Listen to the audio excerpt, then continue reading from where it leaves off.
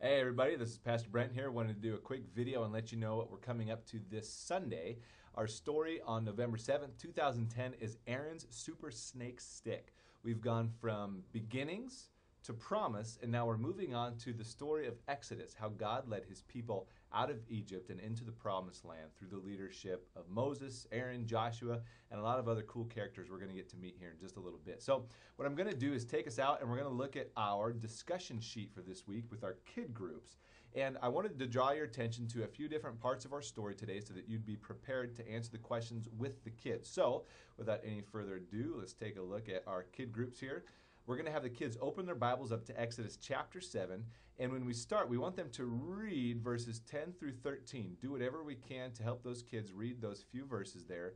Because again, it's key. We make this note here. It's key that the kids learn how to read and look up the stories in the Bible. That's very valuable to us and one of our main things. So the questions, what was the message that God was telling Moses and Aaron to give to Pharaoh?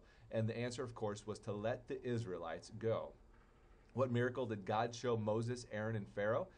They turned Aaron's stick into a real live snake.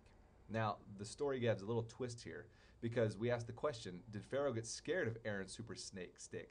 And the answer, of course, is no. He had his sorcerers turn their sticks into snakes as well.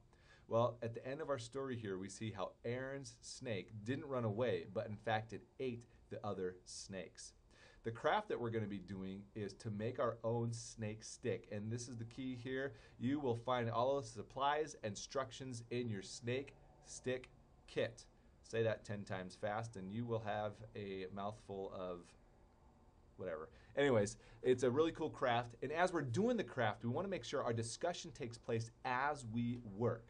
And the discussion questions we want you to have around your table are this. What do you think the story tells us about Pharaoh? And we want to flesh out what the kids realize about Pharaoh's heart, how it was hardened towards God, and how he thought his people were as powerful as God is. Ask the kids, would you go to a king and demand that he do something? Would you be scared?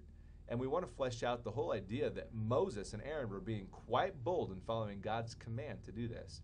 And finally, how did Pharaoh's men turn their snakes into sticks also? Or turn their sticks into snakes, one way or the other. And this is kind of an interesting point because the Bible tells us that they were sorcerers. They were using power that did not come from God. And it's cool here to highlight the point that despite that they had the ability to do this, that God's power was greater than theirs. Bringing us to our final discussion question. Is anything more powerful than God? And the answer, of course, is no. The main points that we're trying to drive home is that God's more powerful than anything else in the whole world. He'll be faithful to you, so don't be scared to follow him. And even if the challenges we face are seriously scary, God always has them beat. And isn't that the truth? So anyways, that's a bit about what we're doing here in our kid groups this week. I hope this makes sense and that you're able to help us out on Sunday. Remember, show up a little bit early so that you can get there to receive the kids. Otherwise, we look forward to seeing you at kidZONE Sunday, November 7th, 2010.